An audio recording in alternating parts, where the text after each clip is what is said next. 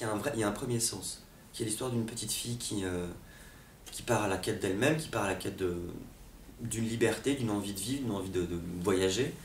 Et ça pourrait s'arrêter là, sur un premier niveau de lecture. Sur le deuxième niveau de lecture, on a tout le rapport de l'enfant à la société, de l'enfant à l'adulte, dans tout ce qu'il peut avoir d'ambigu.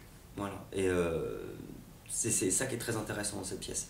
C'est qu'avec une écriture extrêmement simple, elle dit deux choses. Elle dit, j'ai un enfant qui part à la quête de quelque chose, mais j'ai aussi un enfant qui a un rapport au monde et un rapport avec le monde adulte, qui est souvent compliqué. Ce qui rend des scènes totalement absurdes, parce qu'on a le monde de l'adulte qui se confronte au monde de l'enfant, et en ça on a complètement une explosion pas culturelle, mais une explosion un choc d'univers. La problématique de l'adulte, que ce soit l'argent, la solitude, le besoin d'amour, devient quelque chose au contact de l'enfant, de simple, de vraiment ça se résout tout de suite en fait. C'est-à-dire que dès qu'elle rencontre l'adulte qui a un problème, elle le résout en 2 secondes. Ça c'est simple en fait.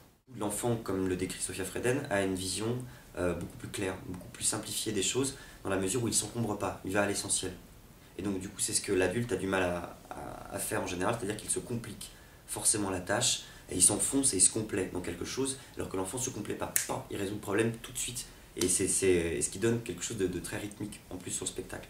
Et ça c'est du rythme et du jeu pur. C'est dénué, je dirais pas que c'est dénué de psychologie, parce qu'il y a toujours quelque chose de façon latente qui est là. Mais c'est vrai qu'on est dans du jeu pur.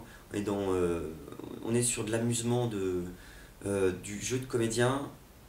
C'est extrêmement généreux son écriture, et même si elle est très courte et très généreuse, parce que du coup elle donne une phrase, mais avec cette phrase là elle laisse aussi au comédien l'opportunité de dire 20 milliards d'autres choses à l'intérieur de ces 2-3 mots ou de cette phrase.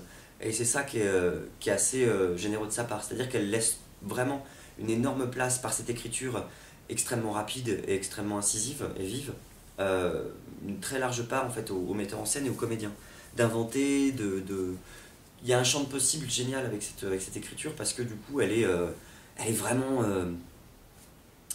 vive quoi, elle est vraiment et simple en même temps.